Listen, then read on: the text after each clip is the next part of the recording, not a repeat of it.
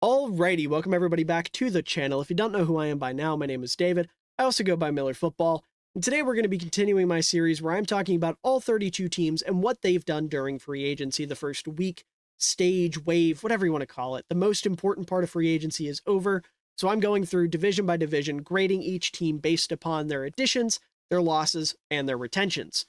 Before we jump into this, keep in mind that when I'm recording these, I'm dealing with a stuffy nose and some allergy symptoms. So if I sound a little bit off, I do apologize, but I'm working my ass off to try to get these done because people said they wanted them broken up into, a division by division breakdown instead of two big videos, one big video, whatever. So we're working. These are going to be my primary uploads over the next couple days. But with all that out of the way, let's go ahead and jump into it. Kicking us off here with the Houston Texans. The objective for this team for this offseason was pretty clear. Go out, load up this roster with as much talent as possible, and take advantage of CJ Stroud's rookie contract. They wildly exceeded a lot of people, including myself's expectations last year by going out, winning a playoff game. CJ Stroud had one of the best rookie seasons we've ever seen from a rookie quarterback. Will Anderson Jr. won Defensive Rookie of the Year, and DeMeco Ryans really elevated a defense that I don't want to say didn't have a lot of talent, but certainly shouldn't have been as good as it was. At least not on paper, right? That's why you play the game. Games aren't won on paper. But the point is, this team is a lot better than a lot of people thought it would be. So the big move you make, you go out, you add Danielle Hunter. He gets a nearly fully guaranteed contract. $48 million out of $49 million over 2 years are fully guaranteed. And it's worth it. I mean, like I said, you have Will Anderson Jr. coming off of Defensive Rookie of the Year campaign at double-digit sacks. Danielle Hunter coming off a career high in sacks. He had 16.5 last year. He has 87.5 on his career since 2015. He's only 29 years old and is one of the more productive edge rushers in the league. He has 5 seasons of double-digit sacks, And Danielle Hunter is a guy that I feel like has always been pretty slept on. As a Bears fan, I can tell you the dude's legit. There's no reason to be questioning whether or not his numbers are inflated or whatever. I know a lot of people like to pull that with him. They're not. He's a legit edge, and him opposite Will Anderson is going to be huge. Also on the defensive line, you pulled Denico Autry from the Titans, get a little bit of extra value there and not having to play him twice a year. He gets a 2-year, $20 million deal with $10 million guaranteed. Now, sure, he's going to be 34 at the start of the season. That's obviously not ideal, but he's relatively cheap for the type of production he brings. He's coming off a career high in sacks with 11.5, had 12 TFLs last year. Then over the past 3 years, he has 28.5 sacks, 54 QB hits, 30 TFLs. And like I said, DeMeco Ryans was making this defensive line look a lot better than it was, and I like Autry a lot as like your Sheldon Rankins replacement. So I think this is a great move. And then the other defensive lineman you sign, or at least the other big defensive lineman you sign, is Foley Fatukasi coming over from the Jacksonville Jaguars. He has some familiarity, with the type of defense that DeMeco is going to run. They haven't directly interacted to my knowledge, but Foley Fatukasi did play under Robert Saleh, who obviously coached with DeMeco Ryans in San Francisco. And Saleh runs a very similar, if not almost the exact same defense that DeMeco's going to run. So you've got some familiarity there. He's going to be more of your space-eating nose tackle. So you've got two legit edges that can get to the quarterback, a really good defensive tackle in Denico Autry that can be productive, is good against the run, and then you've got Foley Fatukasi who can play the traditional nose tackle role, eat up space, make some plays against the run, every once in a while get to the quarterback, but he's 29 years old and has 4.5 sacks, and maybe don't count on that too much. That being said, great move. And then the other two big moves I have highlighted here, sticking with guys that they brought in, we'll take a look at Azeez Al-Shaair, coming over from the Tennessee Titans once again. Another guy you're stealing from a divisional opponent. He gets a 3-year, $34 million deal. Obviously, plenty of connection with DeMeco Ryans. They were together from 2019 to 2022. They both left in 2023 and end up reuniting in Houston. Al-Shaair is going to be a really, really solid complement to a guy like Christian Harris. You're probably hoping he can step up a little bit. He's more of that run-defending Mike linebacker, and I'm excited to see what he's going to do. Like I said, that familiarity with DeMeco Ryans is going to do wonders for him. And then on offense, you keep around Dalton Schultz as the other big move. He gets a 3-year, $36 million contract. He set up as, a really solid safety blanket for CJ Stroud. Finished third on the team in receiving yards and touchdowns last year. He had 635 yards and 5 touchdowns, which as a third option is pretty damn solid. So I like that move for them quite a bit, keeping him around. Not a crazy tight end, but certainly a good safety blanket. Now, looking at some of the other guys they kept around, Noah Brown was very productive for them last year. Keeping him around is fantastic. Not the biggest name in the world, but he did have a pretty sizable role on their offense. They also keep around Desmond King, which is great. He stepped up last year as the starting nickel when Tavier Thomas got hurt. And, he started 5 games, including two postseason games, and can be a starter this year. If he doesn't start, he's really good veteran depth, again, can step up in a pinch, be a good mentor for some of those guys in the secondary, Let's see here. We also keep around Derek Barnett, gets a 1-year deal for the veteran minimum. They got him in week 12 of last year. He wasn't super productive, had 2.5 sacks to end out the year, but hey, he's good defensive line depth. I like him. I think he's a good run defender. Hopefully you're going to get him to, step up a little bit more as your third edge rusher. Then otherwise on offense, you keep around Steven Sims Jr. Not going to sit here and pretend like I know a whole lot about him, but keeping around your guys is always great. And you keep around 2 of your big special teamers in Neville Hewitt and Kaimi Fairburn. Obviously, keeping around your special teamers is always a fantastic thing. So let's take a look at some of their third-party additions other than the guys we already mentioned here. Just run down the list I have in front of me. We got Miles Bryant gets a 1-year deal on a veteran minimum, as well as CJ Henderson gets a 1-year deal on a veteran minimum. Right now, you don't have a true corner opposite Derek Stingley that you can feel super confident in. So those two can definitely compete for that job.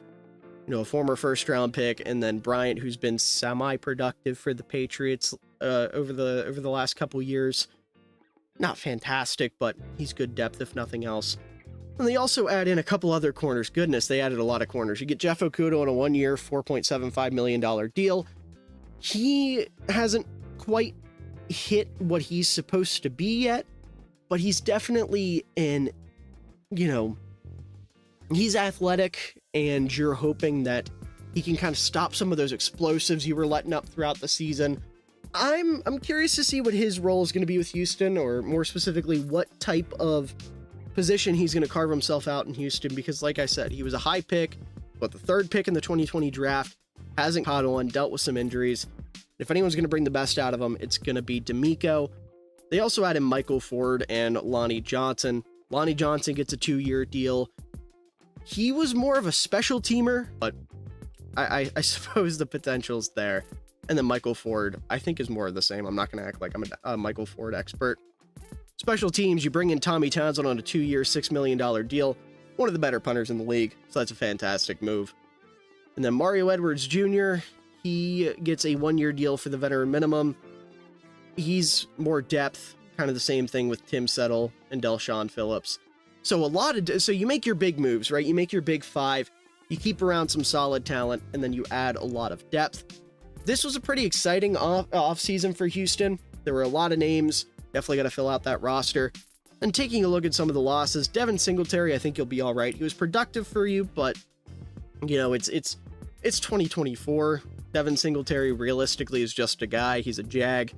So losing him isn't the end of the world. The more I watch this running back class, the more I think it's a little underrated. I know I've said otherwise in some of the other videos, but these have taken me so long to make, and I've been watching tape in between, and I'm starting to like what I'm seeing. So I think you'll be all right there. Losing Cameron Johnston, you replace him with Tommy Townsend, you'll be all right. Sheldon Rankins, Tierra Tart, you lose them, you replace them with Danico Autry and Foley Fatukasi. I think that's pretty solid.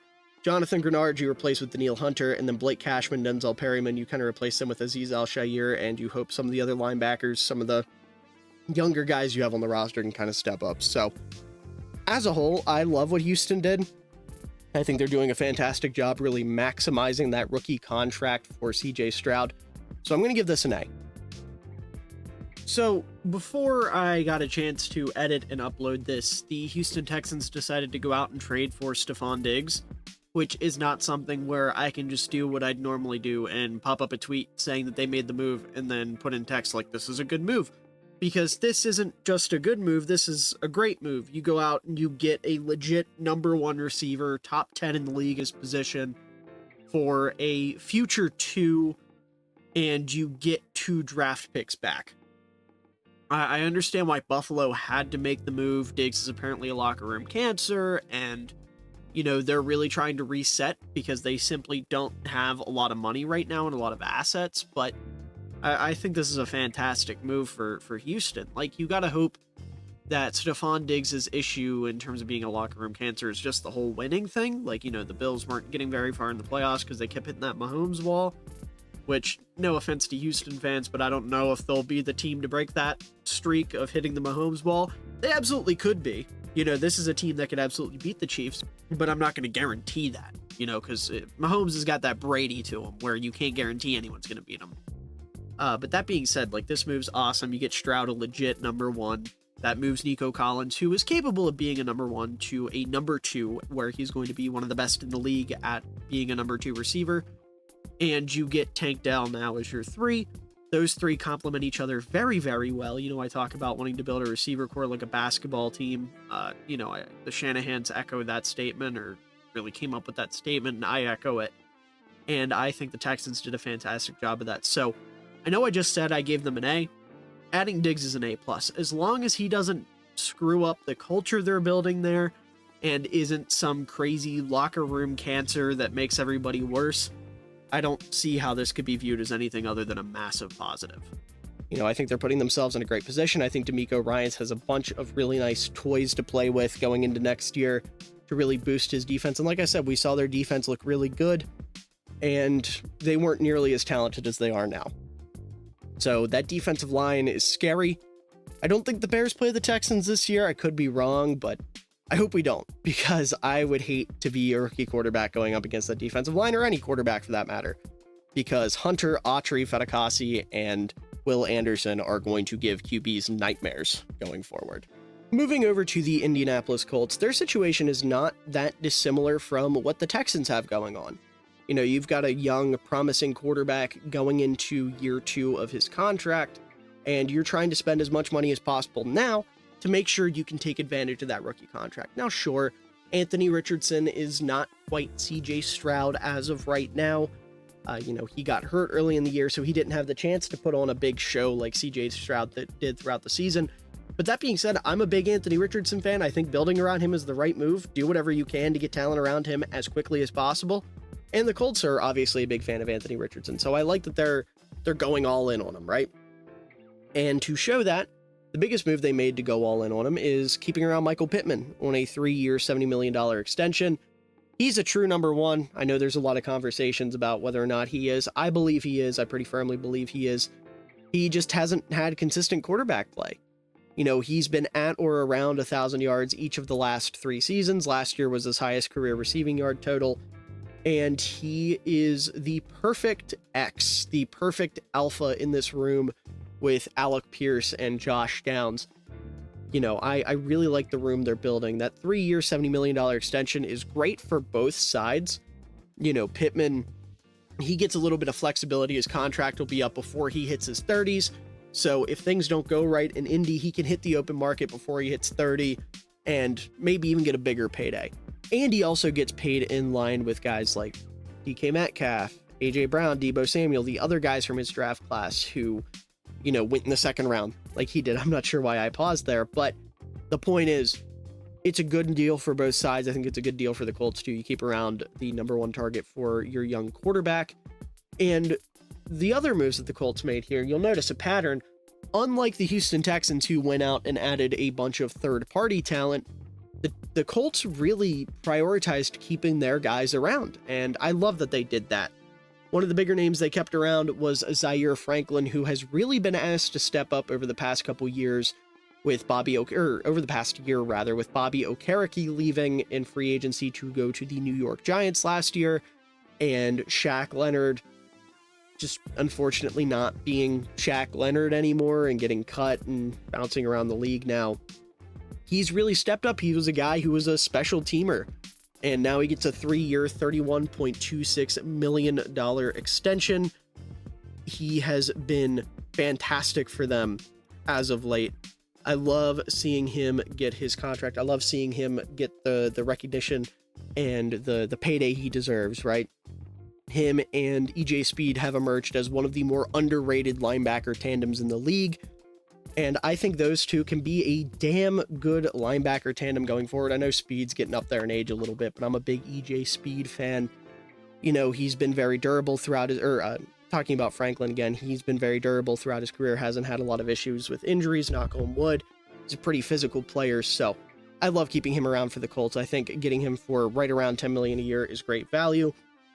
They also keep around Kenny Moore, same kind of value, 3-year, $30 million extension. One of the best nickels in the league, one of the most productive nickels in the league, the Colts defensive team captain since Shaq Leonard is kind of, tailed off. I'm trying to dance around that as much as possible because I'm sure it's painful for Colts fans to think about, but getting an elite slot defender in today's NFL where the nickel position is becoming more and more important, with a lot of teams kind of swaying away from running base 3-4s and base 4-3s to more of like a 4-2-5, where you have a nickel on the field at all times. Keeping him around is very important for that. Not only that, but he's the veteran in your cornerback room now. That cornerback room is unnaturally young and will probably stay pretty young. I think they're a team that are on first round pick cornerback watch type thing, with Jalen Jones and Juju Brents being your two options right now. I think you could definitely afford to take a cornerback high. I've heard Quinion Mitchell is somebody they're a fan of, so I really like keeping around Kenny Moore. Obviously, you got to figure out that outside corner spot, but keeping your slot guy around is very, very important. You also keep around Grover Stewart on a 3-year, $39 million deal. One of the better nose tackles in the sport, one of the better run defenders in the sport, very underrated player. Him and DeForest Buckner is an incredibly elite defensive tackle tandem. Talking about a guy who has a run stop win rate of 43% last year, was highest on the team by far. He's one of the longest tenured Colts at this point. Sure, maybe that's a little rich for a nose tackle. I don't care. Grover deserves it. It was very apparent early in the season when he wasn't on the team dealing with his suspension that he is one of the most important players on this defense, one of the more underrated players in the league, especially on the defensive line. So keeping him around, keeping that defensive line intact is huge. Another player they keep around to keep that defensive line intact is Tyquan Lewis. He gets a 2-year extension. He's not a super productive guy, but he's a veteran on this team, and he can be productive. He was battling back from 2 pretty bad knee injuries, and he managed to have 4 sacks, and 9 TFLs on only 37% of snaps last year. So he was productive in a vacuum, and we'll have to see if he can't step up there, but that's another big name they keep around. And then the one big third-party addition they make, taking a look at my main 5 we've got here, is they go out and sign Joe Flacco, which I think is really interesting.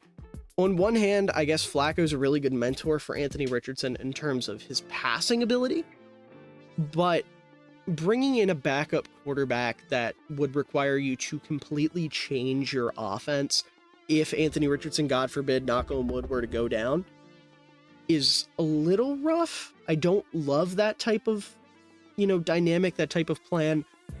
But Flacco's a more than capable backup. On Comeback Player of the Year last year, had a big end of season run for Cleveland, was the best quarterback on their roster, and probably still would be if he was in Cleveland. So, I guess I get it from the perspective of getting a veteran quarterback who's a good backup and just having like a good backup quarterback. But again, there's a lot of your offense that's going to have to change because Flacco and Richardson don't play similarly at all. Their skill sets are completely different. So it'll be interesting to see how they kind of balance that, but let's hope Flacco doesn't have to see the field next year, right? With no disrespect to him, just really pushing for Anthony Richardson. Other third-party additions they make, Trey Sermon, sure, good depth running back. You lose Zach Moss, so we'll have to see what happens there. And then the other one is Raekwon Davis gets a 2-year, $14 million deal. They needed some quality depth to the interior of their defensive line. That like I said with Grover Stewart, you noticed when he wasn't on the field last year, and Raekwon Davis can be that backup. And on top of that, adding him will keep Stewart more fresh because you can rotate them in and out. So that's a really good move, right? You get Grover Stewart, who's one of the better nose tackles in the league. You get Raekwon Davis, who's a really solid nose tackle. Those two can rotate in and out. Everybody's happy. Everybody wins. Profit, right? I feel like I don't have to say a whole lot there. That's pretty much a no-brainer move. Offensively and on special teams, you keep around Danny Pinter, who's been a solid rotational offensive lineman, and then you keep around your punter, Rigoberto Sanchez. Sure. A couple other moves here. You keep around Taven Bryan and Jannard Avery, solid rotational defensive lineman. You keep around Ronnie Harrison, who, is another solid safety, can play up in the box if you need him to a little bit, that type of thing.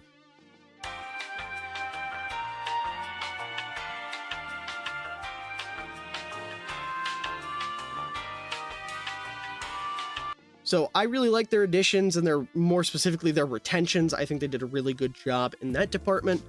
In terms of losses, there's nothing here that's killing me. You lose Minshew. He stepped up for you last year, but again, you bring in Flacco. I think they're kind of similar in terms of skill level, assuming Flacco plays the way he did last year. But again, if all goes right, he's not going to see the field anyway, so it's not a big deal. Zach Moss, he stepped up for Jonathan Taylor last year when Jonathan Taylor was hurt and, was a good RB2. You're hoping Jonathan Taylor can be more healthy, and, like I said already with the Texans, this is a running back class that I think is a little bit underrated, so I think you can find a good Zach Moss replacement. Isaiah McKenzie, you lose. He was just taking snaps away from Josh Downs anyways, so I think you'll be able to manage. Jake Martin goes over to my Bears. Whatever. Just defensive line depth. You'll survive. Tony Brown, I believe, was a special teams guy. Not super familiar with his game. So as a whole, I think the Colts did a damn good job. This is another team that I'm going to give an A to. I love seeing a team go out of their way to retain their talent, especially when that talent is really freaking talented. Zaire Franklin, Grover Stewart, Michael Pittman, Kenny Moore, all guys I'm a big fan of. And, some of the depth guys, adding in Raekwon Davis, all great moves. I really like the direction the Colts are headed. They're setting up Anthony Richardson for success. They're putting themselves in a good position headed into the draft. And I think they're going to be one of the more interesting teams to watch in the draft this year, because this isn't a roster with a ton of holes outside of that outside corner. But like I said, I think they'll probably try to address that in the first round. After that, they can do a lot of different things. We know they're kind of RAS score hunters, so we'll have to see what kind of freaky athletes they get in the draft this year. Moving over to the Jacksonville Jaguars, we're in a really tough spot with this team. I don't really know how to start this one. I don't have a clear idea of what their plan really was. They just kind of went out there and they made some moves. That is certainly a thing they did, and some of those moves were even good. But some of them were a little bit interesting. So we'll go ahead and start out. The biggest thing, they end up franchise tagging edge rusher Josh Allen, which kind of sucks. You want to get something done with him long term, and obviously the door isn't closed on that. I really hope they're able to figure something out, because Josh Allen's my favorite non-Bears edge rusher in the league. Coming off a 17.5 sack season, was one of the best edge rushers in football last year, and not being able to pay him hurts. Looking from the outside in, I'm sure it hurts quite a bit, but he's still on the team. He's still incredible. He's still getting paid to a certain extent, so not all bad. They also retained Ezra Cleveland, who they traded for at midseason last year at the trade deadline. And while Ezra Cleveland isn't fantastic, he is a starting caliber guard, right? A starting caliber guard opposite Brandon Sheriff, which is something they haven't really had.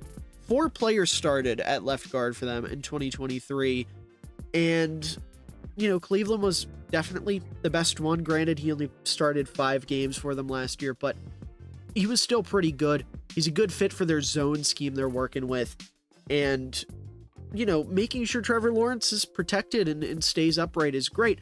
Now, Ezra Cleveland's not the greatest run blocker, and that was apparent by how bad the Jags were at running between the tackles, but they made another move that I think is going to help them in that regard, and we'll talk about that in a couple minutes. So I think the Cleveland extension is a fine move. On offense, they also go out and add Gabe Davis, who gets a 3-year, $39 million contract. And this one's interesting. You know, they don't have a legit number one in their receiver room. You know, they lose Calvin Ridley, and it's tough. You've got Gabe Davis, you've got Zay Jones, you've got Christian Kirk, you add Devin Duvernay, you've got Parker Washington. Like, this is not a great receiver room. Now, Christian Kirk's a fine 2 or 3. Gabe Davis is probably best as a 3. Zay Jones is best as a 3.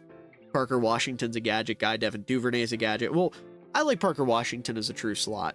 But right now they're kind of using him in a limited role. Gadget guy's not the right word, but Devin Duvernay's a gadget guy. So you don't have a true number one. You don't have a true X. And Gabe Davis being your Calvin Ridley replacement scares me a lot, because Gabe Davis is a very volatile player. He's not very consistent. He's not somebody that is going to save you in a pinch. Sure, he's made some big plays in the playoffs, but beyond that, I mean, there's a reason why Bills fans who have been clamoring for Josh Allen to get some help look at Gabe Davis leaving as almost a net positive, right? He's not fantastic on a week-to-week basis. He'll make some big plays. And hey, I hope I'm wrong, right? Because I want to see Trevor Lawrence succeed, but not a move I love. But I do really like bringing in his teammate Mitch Morse, because now you don't have to worry about Luke Fortner starting. I would have liked to see them bring in competition for him last year, see if you can't get something, you know, going with Fortner, light a fire under his ass. You didn't do that, but you go out, you get Morse, who is one of the more consistent, you know, starting centers in the league, top half of the league type of guy. Fortner can continue to develop behind him. He's going to be a good mentor for Fortner. I like this move quite a bit. You know, you're moving around a lot of pieces on the offensive line, which is tough, but getting better on the offensive line is not something I'm going to complain about if it comes at the cost of a little bit of chemistry, right? And they also go out and add Eric Armstead, who gets a 3-year, $51 million deal. And this is a huge move for them. You know, the interior of the defensive line was one of Jacksonville's biggest issues last year, and adding Armstead pretty much fixes it. Now, they could still make a move or two in the draft to get some depth here, because Armstead is, you know, a little bit on the older side. He turns 31 in November. He missed 13 games over the past 2 years. But when he's healthy, he's one of the most dominant interior defensive linemen in the league. He's going to make Josh Allen's job a hell of a lot easier. He's going to make Trayvon Walker's job a hell of a lot easier, who managed to hit double-digit sacks last year. Like, this is a big move for that front seven, a big move for that defensive line, so I like that a lot. Taking a look at some of these other moves here, you go out and you trade for Mac Jones. Sure, I love the irony of him being Trevor's backup now. I think he's a capable backup. I don't think he's really much of a starter at this point in his career, so that's fine. You also add Devin Duvernay, who's going to be more of a return specialist, I would imagine, for the Jaguars. He doesn't add a whole lot on offense. You know, he's essentially your Jamal Agnew replacement, right? Duvernay is your Jamal Agnew replacement. You also go out and you add Josiah DeGuara, which is a move I think is going to be very beneficial for the Jaguars. Last year, they drafted Derek Parrish in the 7th round with hopes that he would be able to step up and play fullback for them. They were converting him from the edge position, where he played at Houston, and that didn't work. He didn't end up making the roster. So now you get DeGuara, who has always been like a pseudo fullback, tight end type. Takes a lot of snaps at fullback took a lot of snaps at fullback for the Packers, excuse me. They go a different direction, so you get the Jaguars. They're going to bring him in. He's a good third, good third tight end, good blocking tight end, and he'll be able to play some fullback snaps. So that'll really help with that issue of running between the tackles. Josiah DeGuara is a pretty solid lead blocker, so I like that move. Otherwise, in terms of third-party additions, you had Travis Gibson coming over from the Titans. He's fine, rotational depth. He's better than Kayvon Chason, who ends up leaving, so that's good. Like, you upgrade there. You also add Ronald Darby, who is a really solid, rotational. I keep wanting to say rotational when I'm talking about corners. You're not rotating corners out that much. I made that mistake in the NFC South video where I kept saying rotational corner, because everything's rotational nowadays, right? You want to keep your guys as fresh as possible. Everybody wants to rotate, but corner is like the one place where you don't. That being said, Darby's versatile. He can play inside. He can play outside. He has 95 starts under his belt. He can start opposite Tyson Campbell. And, it kind of saves the Jaguars from having to draft a corner early. So I like that move quite a bit for them. You also had Darnell Savage, another Packers player, who, sure, I mean, he replaces Rayshon Jenkins, but he's not that good. This isn't Bears bias, I promise you. Darnell Savage has never been that great. He's not a great run defender. He's inconsistent in coverage. He's not a ball hawk. He's just kind of a guy back there. And I mean, that's better than nothing, but I would hope, I mean, they gave him a 3-year deal, which I really don't like. If this was a 1-year deal, I'd be fine. But it being a 3-year deal for Darnell Savage is tough. They also go out and sign Joey Slye to a 1-year deal. Sure, minimum deal, not a lot of risk there. Looking at some of their retentions, they keep around Dearness Johnson. He gets a 1-year deal. He was a solid backup, a solid rotational kick returner type of guy. So we'll see what happens with him. He struggled in terms of yard per carry, only had 2.6 yards per carry, but a lot of that was because he's a between the tackles runner, and the Jaguars couldn't run the ball between the tackles. They also keep around Blake Hance. He gets a 2-year deal. Played in all 17 games last year, started against the Ravens, and he's going to be a good depth tackle who can make a, impact on special teams. He played quite a few special teams plays, or played on special teams quite often last year, right? And they also keep around safety Daniel Thomas, who is one of their core special teams players. I always love to see that. He was second on the team with 7 tackles on special teams, so that's a solid move. Otherwise, in terms of losses, losing Calvin Ridley sucks. I know he didn't have the greatest connection with Trevor Lawrence, but he was quite easily the best receiver they had. Jamal Agnew leaving, you replace him with Devin Duvernay. Brandon McManus leaving, you replace him with Joey Slye. Foley Fatukasi kind of sucks, but I think you'll be all right with Devon Hamilton and Eric Armstead and Roy Robertson Harris. And also Jeremiah Ledbetter, who I forgot to mention they added. He's or not added, but extended, excuse me. He's coming off the best year of his career, had 24 tackles and a fumble recovery last year. Good rotational guy. It's a place where rotational is actually applicable. So that's another really solid move. You also lose Caleb Von Chase on Darius Williams, Rayshon Jenkins. Rayshon Jenkins is the only player that upsets me there for them, and it's just because they replaced him with Darnell Savage. I still have some hope for Antonio Johnson. I would assume bringing in Savage means the Jaguars don't like what they see, but I'm one of those guys. I'll stick with my draft crushes. I liked Antonio Johnson quite a bit. So as a whole, I don't know. This is a weird off season. I would love to give them a B.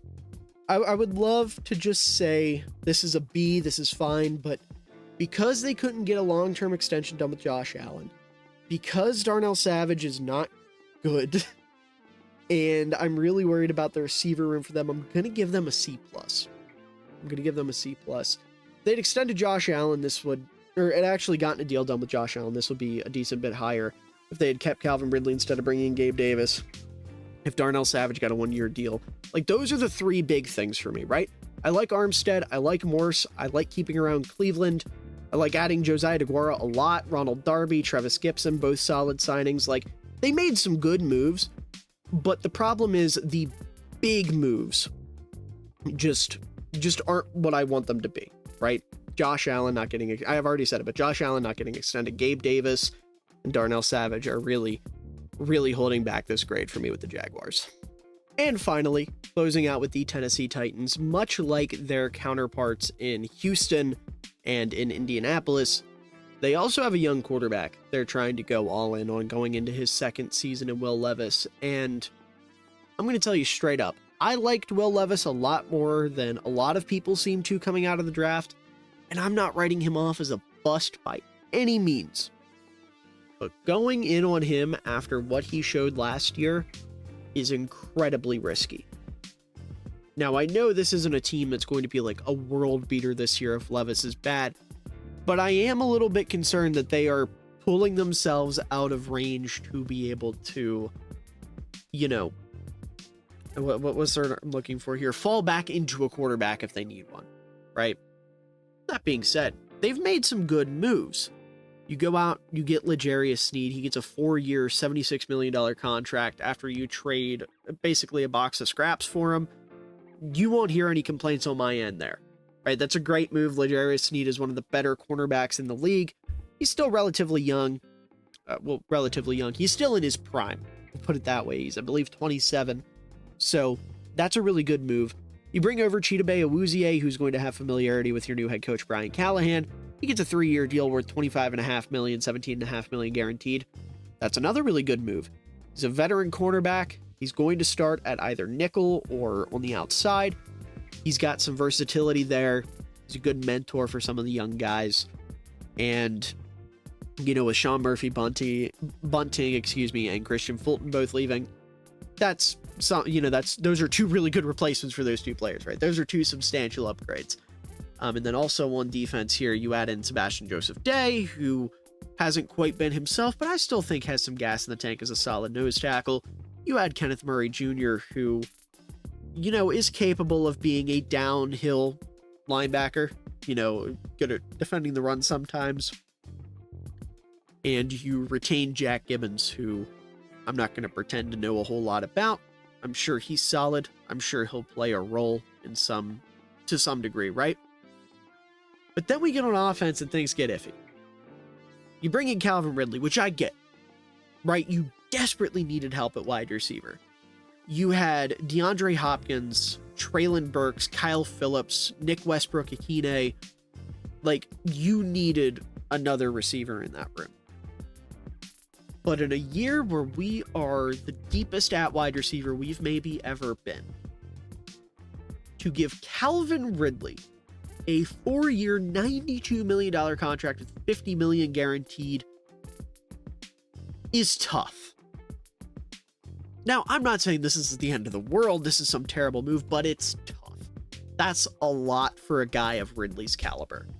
He had a lot of issues with Trevor Lawrence last year, who is far superior to Will Levis. And I'm sure that was just a chemistry thing. We'll see if they can't work something out. But now your receiver room for this young quarterback is Calvin Ridley, who is starting to get up there in age, DeAndre Hopkins, who is up there in age, and Treylon Burks, who we don't know what he is or if he'll be anything. So I would have liked to have seen them maybe just not go after Ridley and get one of the top receivers early in the class, or, you know, take one on day 2 or something like that. I'm okay with the Ridley move. I'm not saying it's the end of the world. I think it'll be fine. I think it'll be fun. I think this is going to help Levis. I just don't know how I feel about the timing. And I don't know how I feel about the money, more specifically. You also had Tony Pollard, which I don't get at all. I simply do not understand it. This makes no sense. It's a redundant move. And this is a flat-out bad move. Tony Pollard is fine. He is a fine running back. But he's not a Derrick Henry replacement. Not in terms of, not even in terms of talent. I'm not trying to say he's going to be that. But in terms of stylistically, right? He's not a Derrick Henry replacement. He's not a compliment to Tyjae Spears. And he's not better than Tyjae Spears. So you go out and sign a guy who's worse than the rookie you drafted in the 2nd round last year to be your RB1 ahead of him, most likely, because if you're giving him $8 million a year, he's probably starting. And you're just going to have this redundant backfield. I am a firm believer that running backs need to complement each other. You need to build your backfield like a wide receiver core, like a basketball team, where everyone has complementary skill sets. Having Tony Pollard, who was just a worse Tyjae Spears, starting over Tyjae Spears, and paying him nearly $10 million a year, is ridiculous. That is a bad move. That is bad business. You would have been much better off signing a guy like, I don't know, perhaps Deontay Foreman, who has familiarity with this team. He would have been a great compliment to Spears. Drafting one of the bigger backs, like Audric Estime? I don't know, the kid from Notre Dame, the big kid from Notre Dame, right? Estime sounds, right? I don't know. I'm derailing myself here. The point is, right, I don't like the Pollard move in the slightest. And then Lloyd Cushenberry, he gets a 4-year, $50 million deal with $26 million guaranteed. I like it. You know, he's a very solid starter. He's a big guy, which is a much needed departure from Aaron Brewer, who was very little last year. You get a 6'4", 315-pound center, something that's going to be great for the inside run game. It's a pretty solid pass blocker. He's only allowed 2 sacks and 16 pressures total in the last 2 years. And the offensive line needed help. The offensive line desperately needed help. So getting him next to Skoronski with Daniel Brunskill as your other guard, that's a good interior. I like that. I like that move. You retain Nick Westbrook-Akine on a 1-year deal. He's been incredibly reliable for the Titans. He's a good depth receiver that can play all the different spots. You know, he's just somebody that's always going to find a way onto the field and always find a way to make a play. So I'm all for that. You bring in Mason Rudolph, he gets a 1-year deal worth up to $3.62 million. Sure, he is going to be a potential veteran backup. Right now, your quarterback room is incredibly young with Levis and Willis. Willis hasn't shown a whole lot, so I think Rudolph will be a fine backup for them. And you also go out and add Sadiq Charles. And sure, you know, he's got versatility. He's played both guard spots. He's played a little bit of tackle, and he played next to Lloyd Cushenberry at LSU. So we'll have to see if he can find his way into the starting lineup. Maybe he competes with Brunskill for that starting spot. But you know, he's dealt with some injuries, so I don't know how much we're going to be able to rely on him for the Titans, right? And then you keep around some special teamers, Nick Folk, Morgan Cox. Like I say all the time, you know, keeping around your special teamers is always great. The Titans have a really good special teams group, so that's fantastic. Looking at their losses, not a whole lot here that you can't overcome. Ryan Tannehill leaves. It was his time, right? You know, you're hoping Will Levis can be better than Tannehill was. Derrick Henry, kind of the same deal in terms of it was his time, but I think he has a lot more left in the tank than Tannehill does. Obviously, I think he's going to be really good with Baltimore, but that marriage, it was time to end things, right? All good things must come to an end. Fullback Trayvon Wesco, fullback/tight end Trayvon Wesco, rather. This worries me because now the Titans don't have a true fullback on their roster. They don't have anyone that can play fullback on their roster other than Chig, and Chig is your starter at tight end, so hopefully they get that figured out. Chris Moore and Andre Dillard leaving, whatever. You're probably going to draft a left tackle, probably get Joe Alt in the top 10, which would be fantastic for this offensive line because, you know, Dillard wasn't good, and Nicholas Petit-Frere, your current starter, isn't great either. And then otherwise on defense, losing Travis Gibson, you can stomach that. He didn't do a whole lot. And then otherwise, your 2 secondary guys here, Sean Murphy-Bunting, Terrell Edmonds, you can stomach losing them. Like I said, you replace Murphy-Bunting with Awuzie or Sneed, however you want to flavor it. Fantastic move there. And Danico Autry, losing him hurts a little bit, but I think you can stomach it. I think you've got the talent to be able to deal with that. Autry's getting up there in age. I know I gassed him up for the Texans, but I think the Titans will be okay losing him. So as a whole, I'm really conflicted with this offseason. You know, I'm not going to let the Pollard move ruin it for me, but I really do hate it. So I'm going to give this a B+. I think they upgrade their offensive line big time. They upgraded their secondary big time. Those are important moves. And you didn't suffer any crippling losses. Calvin Ridley will be a net positive, even if I do think he's a little bit expensive and maybe the timing's weird. I just can't wrap my head around Tony Pollard. I really cannot. I'm sorry. I just can't. I don't even hate Tony Pollard as a player. I think he's a fine back. But putting him with Tyjae Spears, it's just hurting Tyjae Spears. And I don't like that. But anyways, folks, that's going to do it for this installment of my grading every team 1 week into free agency series. I hope you all enjoyed. And if you did, please make sure to leave a like down below, as it does help out the channel a ton. Shows your support, shows you care. I really appreciate it. And also make sure to subscribe, because if I haven't covered your team yet, you won't want to miss when I do. And if I have covered your team already, go ahead and subscribe anyways, because we've got more great NFL content coming your way all the way throughout the offseason, into the regular season, and beyond. We're going to be talking about the draft. We're going to be talking about all the teams again after the draft. I'm going to be talking about all the teams again throughout the summer, mixed in with some film breakdowns and whatnot. You definitely won't want to miss that. Let me know down in the comments below what you thought about my grades for these teams. Was I a little too high on some players? Was I a little too low? Was I too harsh? Was I too kind? Anything in between? Please let me know down in the comments what you think. I'd love to sit and chat with you about what's going on around the league. But with all that being said, I hope you enjoyed. And to everyone out there watching, I hope you all have a wonderful day, evening, night, afternoon, whatever time of day it is for you, I hope you enjoy it because you're all wonderful people and you deserve it. Had a chance on the throwback. This was an ill-advised throw. What an unbelievable catch by Cole Kmet. And he cups it too. No movement when he hits the ground, tucked up against his shoulder. Wow. Using that